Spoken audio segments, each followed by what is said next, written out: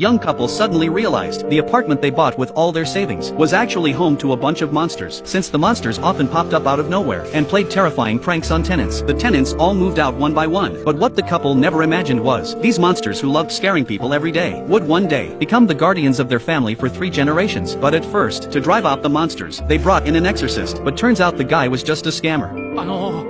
まだそこに。見えません。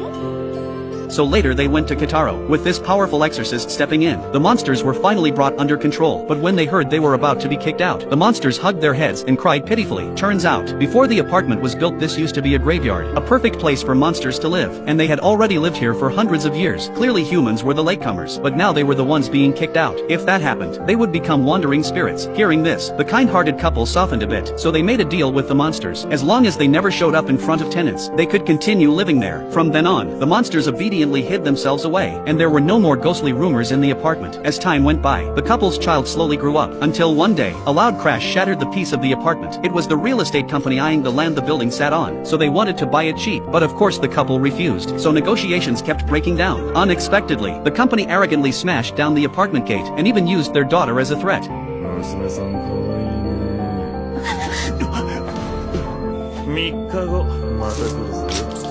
Faced with the threats, their lively daughter was now too scared to leave home. The worried couple had no solution, and could only choose to compromise. But that same night when they were ready to give up, 3 monsters went straight to the greedy real estate boss, and scared him half to death. He never dared step into the apartment again. The monsters had repaid the kindness of being allowed to stay, and from then on they lived in harmony. Years flew by, the couple had already passed away. Even their daughter had died of illness. The once lively apartment slowly fell into decay, and the one who inherited it was the granddaughter Natsumi. At her boyfriend's request, she planned to sell the apartment, and use the money to buy a new home for marriage. But just as she handed the property deed to her boyfriend, his face instantly changed. He shoved her aside.